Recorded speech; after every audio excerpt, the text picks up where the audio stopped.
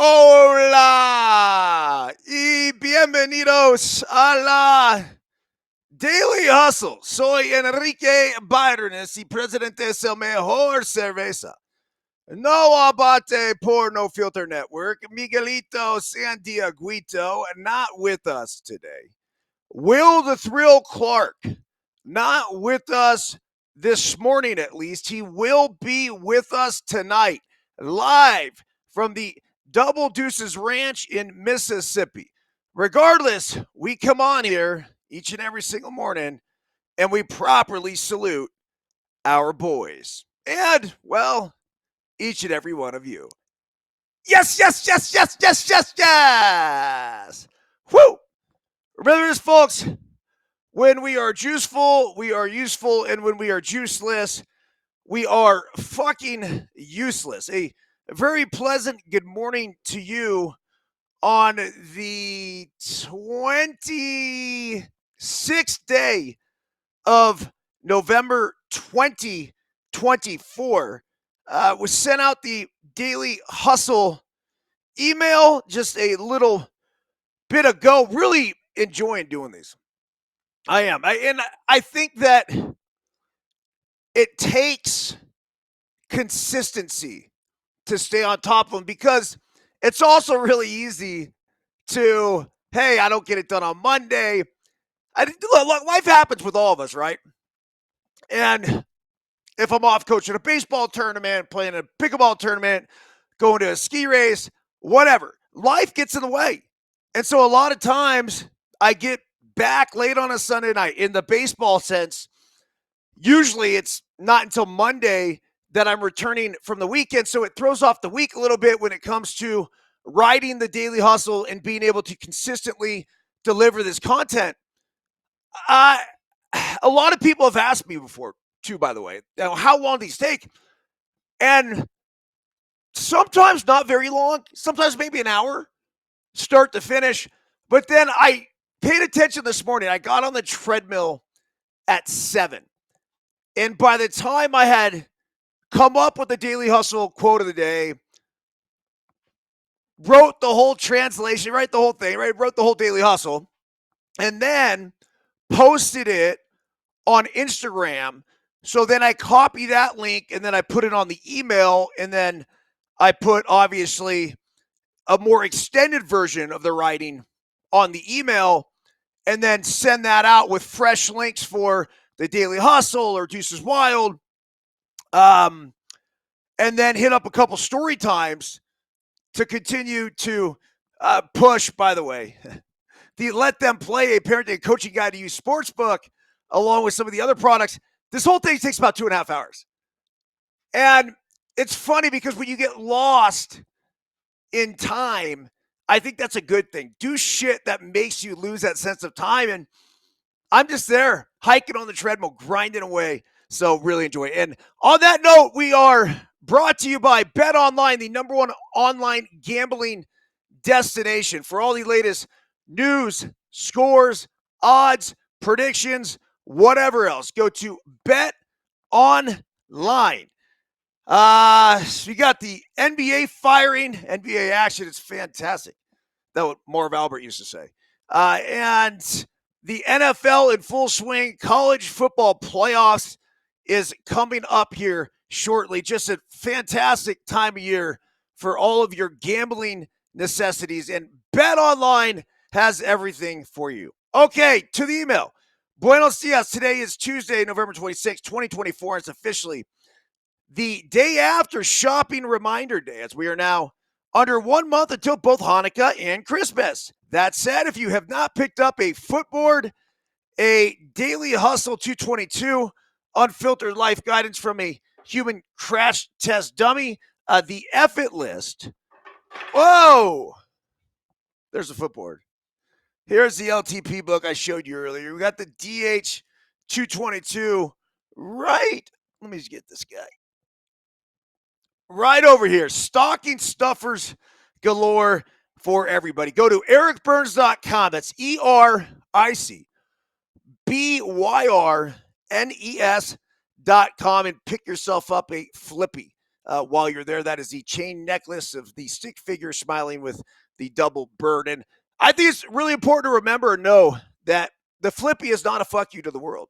The flippy is a fuck you to the naysayers, the detractors, and a reminder to stay on course with your hopes, your dreams, your aspirations. So go ahead and go to ericbyrnes.com and pick that up today. All right, Daily Hustle quote of the day.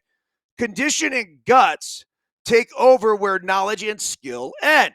Ed Parker, 10th degree black belt, founder, Kempo Karate. Daily Hustle translation. On the Deuces Wild Daily Hustle podcast yesterday, we talked about how knowledge is power and that there is no better way to accumulate knowledge than through both reading and lived life experiences. Yet along our journey of life, what happens when our knowledge and skills reach a tipping point? Well, last night, my 13-year-old wanted to spar, so I decided to take him to school.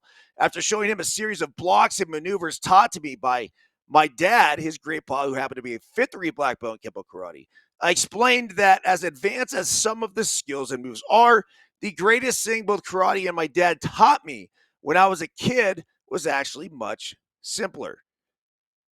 They taught me how to compete. It's been said that we don't rise to the occasion, but rather we fall to the level of our training. This is very much true when our training is relatively equal to our opponent. The difference maker, as the great Ed Parker suggests, will be our conditioning and the guts we are willing to fight with. In other words, no matter what sport or industry we are talking about, the motherfucker who is willing to go one more mile in training and then compete their ass off by relentlessly scratching and clawing their way to the very fucking end is the exact one who will almost always come out on top. EB. P.S. Join today's live interactive Deuces Wild Daily Hustle on No Filter Network, or catch later in the day on Apple, Spotify, or wherever else you choose to consume this podcasting glory. And don't forget, Will and I will be on tonight at 6 p.m. Pacific time. As I mentioned at the beginning of the broadcast, he will be live from Double Deuces Ranch. Okay, top news stories for today, at least Daily Hustle news stories. The world's oldest man, John Tenniswood, dies in England at the age of 112. London, the world's oldest man, John Tenwood, has died at the age of 112 at the care home where he lived in Southport, Northwest England. Guinness World Records said Tuesday, quoting his family, Tenniswood was born in Liverpool on August 26, 1912, and died on Monday. He became the world's oldest man in April following the death of 114-year-old Venezuelan Juan Vicente Perez. Quote, his last day was surrounded by music and love, the family said in a statement, also thanking all those who cared for him over the years. Born the same year the Titanic sank and living through both world wars, Tenniswood told Guinness World Records that the secret to his longevity was pure luck. You either live long or you live short. And you can't do much about it. I don't know, man. I mean, we should be listening to the guy that lived to 112, but I'm going to have to disagree with our guy Tenniswood here. There's plenty of shit we could do about it. At least try to put us in a position to succeed, right? He nonetheless, and stay healthy. I haven't heard people have be well over 100 years old is basically anything worth doing is worth overdoing, and moderation is for pussies. That's Kowalski. Now, some of these individuals who have lived well past 100 keep eating this word called moderation. A certain bout. If you drink too much, or you eat too much, or you walk, if you do anything, you're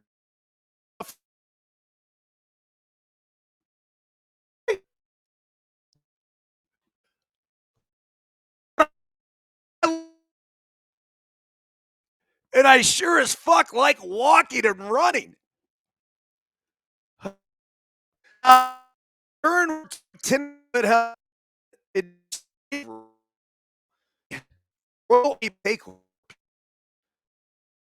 to count for Real Giants Shell in BP. He was a every Friday. I mean, that's exactly good. Is in Southport described tennis wood as a bitch. Okay. That's for you. Remember that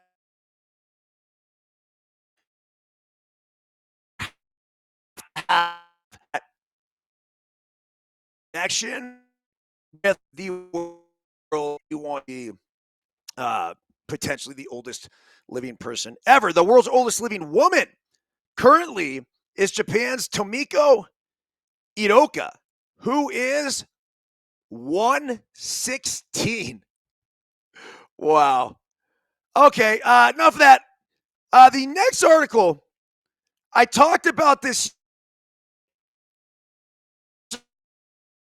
yesterday's Daily Hustle when the news came out that a judge ruled to allow San Jose State University trans women's volleyball player to compete and tournament. Now, a judge ruled San Jose State transgender women's volleyball player Blair Fleming.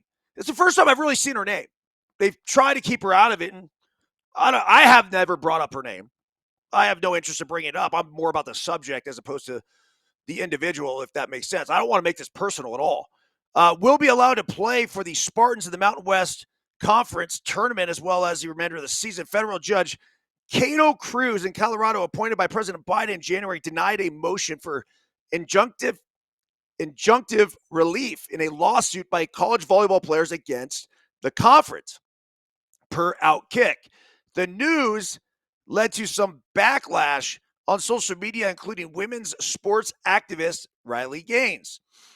A federal judge just ruled in favor of a male athlete who has been injuring defenseless women in volleyball for years, Gaines tweeted. It's time to remove those activist judges who refuse to uphold the law as it was intended. Oh, this is a whole nother subject, but I agree with her. More X users posted on their accounts to voice their displeasure with the ruling. Quote, not that there are enough people left with the guts to stand up for what was right, but I would love to see all teams boycott the tournament. One user posted, this must end. Another one added, what a joke. We are literally living in an upside down clown world.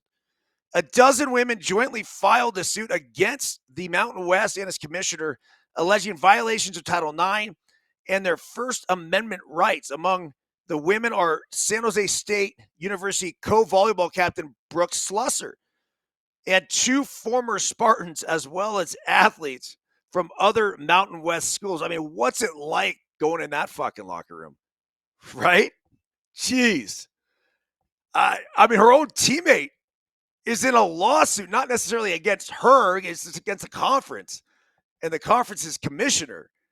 But obviously, her own teammate is trying to have her not play. It's interesting because her teammate's also still going out there and playing. Cruz, however, wrote that the plaintiff's request for an emergency delay was not reasonable and would risk confusion and upend months of planning and would prejudice at a minimum San Jose State and other teams participating in the tournament. The movants have failed to meet their burden to show irreparable harm, a likelihood of success on the merits, or that the balance of harms or equities is in their favor, Cruz wrote in his decision. Why can't we just fucking speak English? Why? I mean, we're using all this lawyer talk and job. What just can we lay this out more simple, please? The players were looking to have their forfeits for refusing to play against Fleming and the Spartans rescinded, which would in turn shift the standings heading into the tournament. They also wanted Fleming banned from the tournament. Instead, Cruz ruling allows Fleming to play for the Spartans, who are the number 2 seed, and they have a first round bye. Boise State, Wyoming, Utah State, and Nevada were among the conference teams to cancel games against the Spartans due to Fleming's presence on the team. They were aware the forfeiture would result in a loss on their records, which ultimately helps San Jose State secure the higher seed. San Jose State will continue to support its student athletes and reject discrimination in all forms. All San Jose State University student athletes are eligible to participate in their sports under NC2A and Mountain West Conference rules. The school said in a statement to Fox News Digital, "We are gratified that the court rejected an 11th hour attempt to change those rules.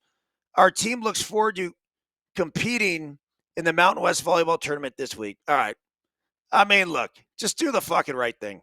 Fleming has been a star for the Spartans in the matches she has played this season, averaging 3.86 kills per set, which ranks third in the Mountain West. So she's a top 3 outside hitter in the conference. Looking ahead to the tournament, one of the 4 teams that forfeit against San Jose State University this season is guaranteed to face them in the semifinals, as Utah State and Boise State are set to face each other in the quarterfinals.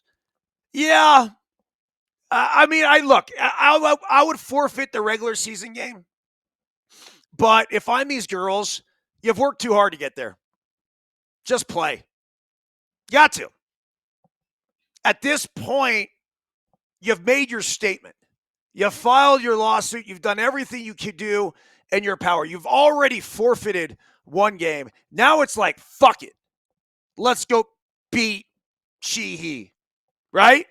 That would be my mentality if I were one of the other schools. They've certainly took a stand and will continue to. I think ultimately this is about not necessarily even this tournament. It's about getting the rules changed for the future. So hopefully this was a first step in doing that. A lot of people going back and forth on the Instagram post that I had yesterday about this. And the best argument, I guess, that people were making, say, against disallowing her to play would be that this isn't professional sports. And it was like, I don't know, man. Like, what are you talking about?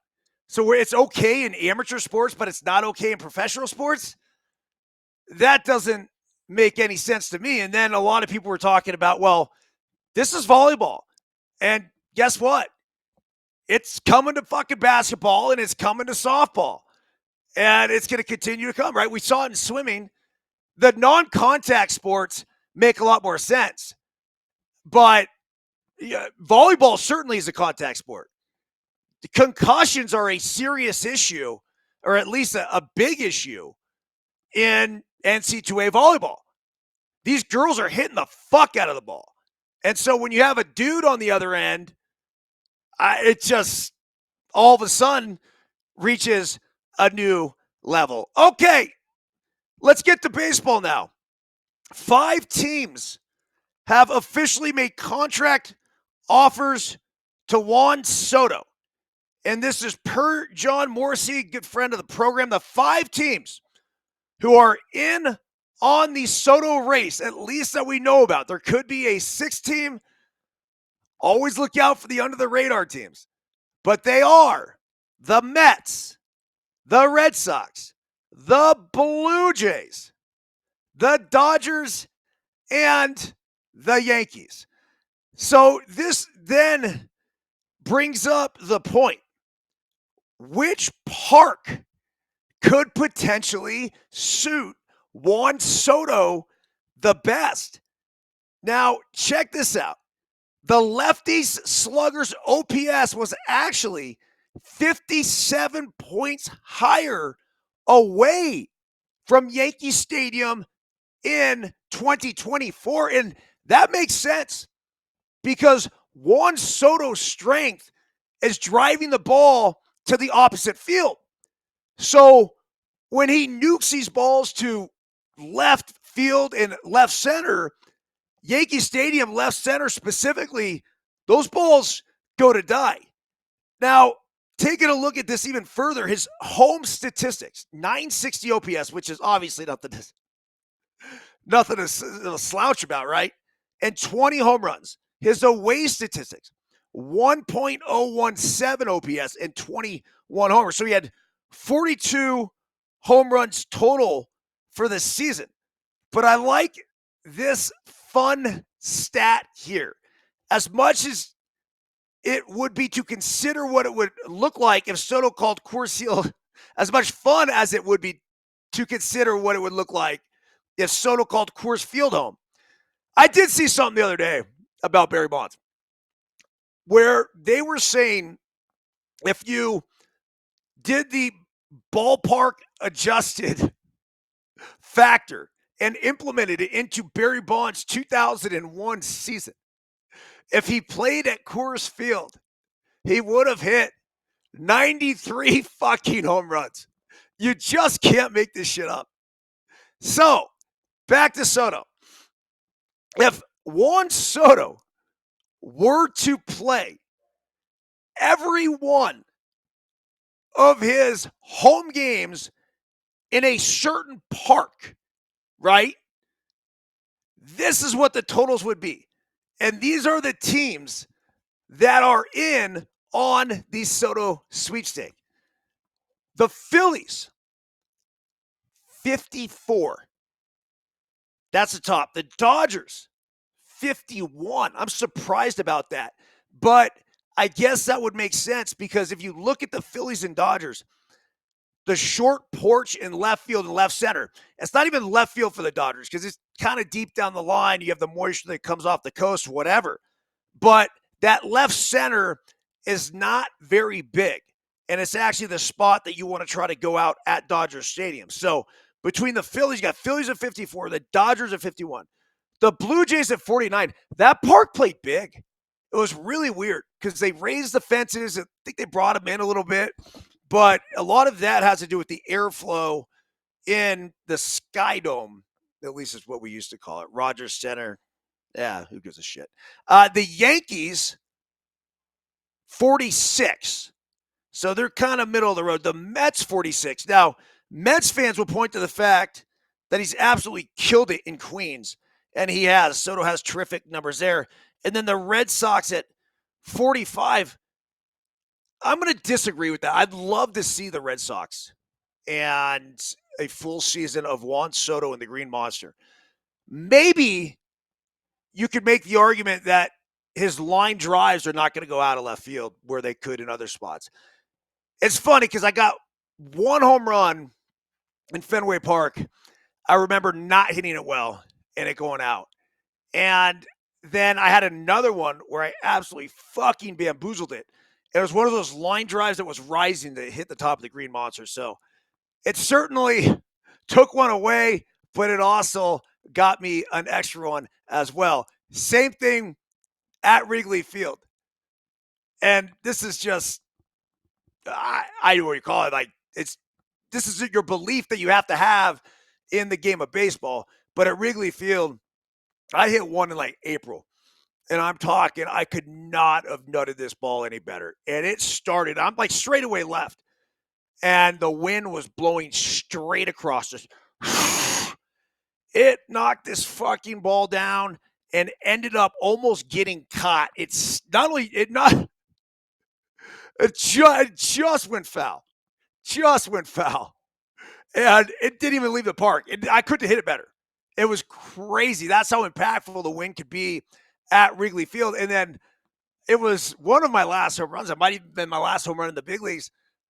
I popped the ball up or just hit like a routine fly ball left center field on a day at Wrigley in September when the wind was blowing out and ended up getting a cheapie. So regardless, it's going to be fun to see where Juan Soto lands. I don't know what sort of numbers we're talking about, whether it's 600, whether it's 700. I cannot believe it's going to be a penny less than 600. There's no fucking way. Just do not believe it. If I'm Soto's camp, I mean, I'm chasing 700. Why not, right? He's, at least from a hitting perspective, that good. Okay, the players, by the way, of the Los Angeles Dodgers, New York Yankees, and every other team in the playoffs, they will be sharing a record-setting postseason pool. Uh, it says here, we've heard the old saying, to the victors go the spoils. In the case of the World Series champion Dodgers, that meant postseason shares worth nearly $500,000. Los Angeles' postseason shares were worth $477,000. Holy shit. Part of a record-setting pool that brought in 129.1 million. The overall pool eclipsed the previous record of last year's 107.8 million. So you think the Dodgers and Yankees were good for baseball? Incredible. Crushed it by 21 million. The Dodgers shares were less than the Rangers championship shares a year ago, as Los Angeles distributed more shares than Texas did. The Dodgers awarded the 79 full shares, 17.49 partial shares, and $405,000 in cash awards from their pool of 46 million. So that's cool. And that doesn't shock me at all. That's what a veteran team would do. You had the Rangers with some younger guys on that team that are like, man, they want to keep theirs, right? Dodgers had a lot of cooks in the kitchen. They had a lot of people who were instrumental in their championship run. And whether it's guys in the clubhouse, obviously guys in the analytics office, I imagine. But man, 79 full shares. That's huge. 17.49 partial shares. Those meetings were always really uncomfortable. And I would always vote for the share, whatever it was. Whatever, if it was just, it changes these guys' lives, especially the clubhouse guys. Absolutely changes their fucking life. The American League champion Yankees were issued 71 full shares, 16.38 partial shares, with a share coming in at 354,000. The Mets and Guardians, who lost in the league championship series, took home a pool worth 15 million apiece. New York dished out 68 full shares worth 179 million, or no, excuse me, 179,000, while Cleveland shares were worth 182. I mean, those are huge. I remember when we lost in the National League Championship Series, our share was about 90 grand. So it's basically doubled since then. Prior to the World Series, the total pools are the same for the teams that reach each round. The size of full shares vary based on how many each team votes to give out, as well as partial shares and cash awards. Below is the full breakdown of postseason shares for all 12 of this year's participants. The number of full shares awarded by each team are listed in parentheses. So the Braves actually gave out the most. So you want to know, like, that's the most generous team. This is really a telltale sign. So what team is the most generous team in all of baseball? And understand, this is the players, right? That's who's fucking voting on this. The players. Well, the most generous team in baseball, according to the number of shares given out, is the Atlanta Braves. Good for them. They handed out 86 shares. Okay. After the Braves, the next most generous team is the Los Angeles Dodgers at 79. Then you have the Padres at 77, the Guardians at 72, the Yankees at 71, the Brewers at 68, the Royals at 68, the Mets at 68, the Tigers at 67, the Orioles at 67. And here it is, folks. The Royals are at 68, if I mentioned that, the Royals and Mets. All right.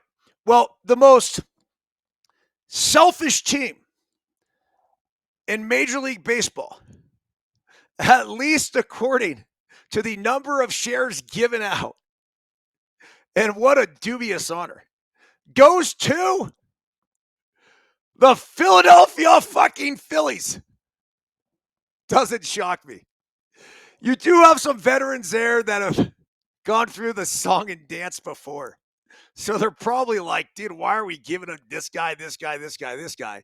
And uh, a real quick side note to this is that the less shares they give out, the more they're younger guys. I don't think the Bryce Harpers and the Trey Turners and the Nick Castellanos are voting to not give dudes shares because they want more money in their bank account. I think they're probably looking after their younger players. But if we just go off that, it's certainly they certainly are the most selfish. No other way to put it. All right, lastly here, NFL power rankings. We're getting out of here. NFL Week 13 power rankings after the Ravens took care of the Chargers last night in the Harbaugh Bowl. And what a late cover for Giuseppe Pepe Manueli and I. We had a teaser with the Chargers getting 9 and OU of 45. So the late touchdown by the Chargers, cha-ching to lose by what? I think they ended up losing by 7. So, all right, here we go. The Week 13 power rankings according to ESPN. Wow. All right, let's work backwards here because it's somewhat unsettling. All right, let's go number 10. At number 10, they have the Denver Broncos at 7 and 5. At number 9, you got the Chargers, who went down last night, are now 7 and 4. You got the Ravens at 8 and 4 at number 8. Probably a little low.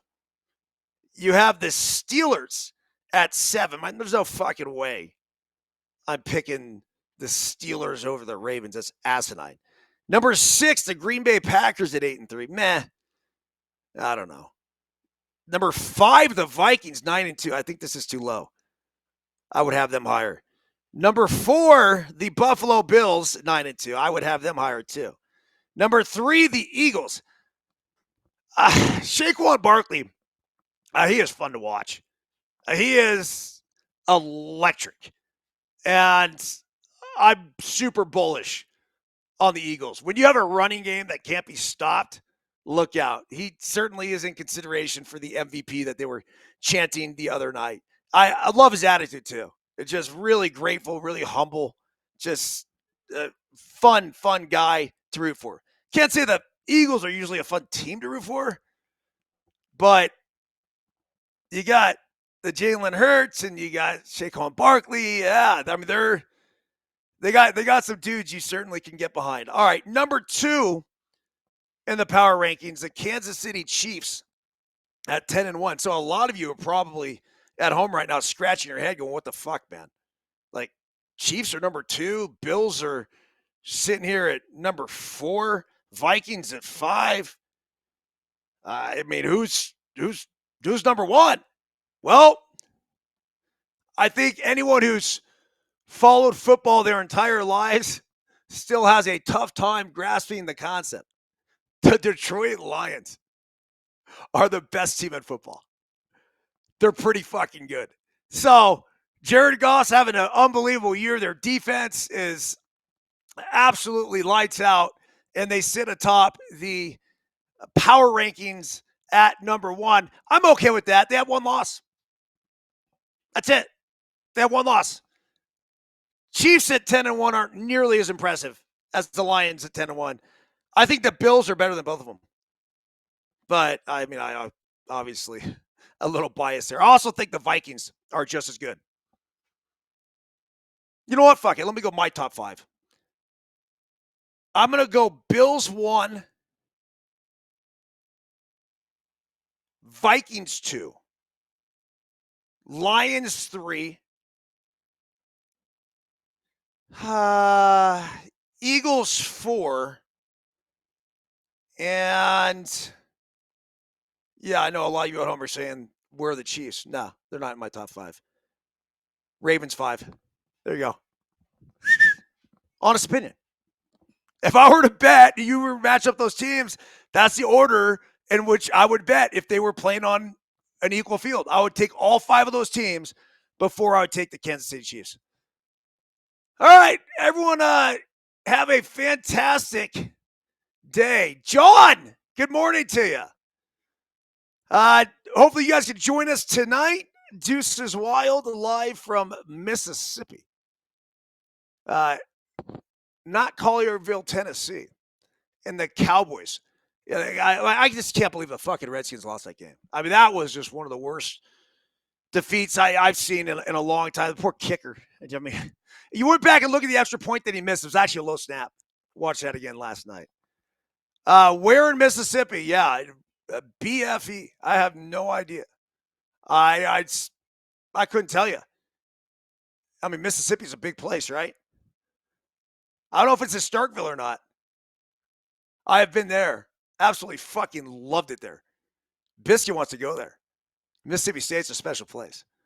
All right, John. And yes, I did throw your name around there too. Anyhow, see you guys tonight. Deuces Wild, 6:05 p.m. Pacific time. Everyone have a fantastic day. See ya.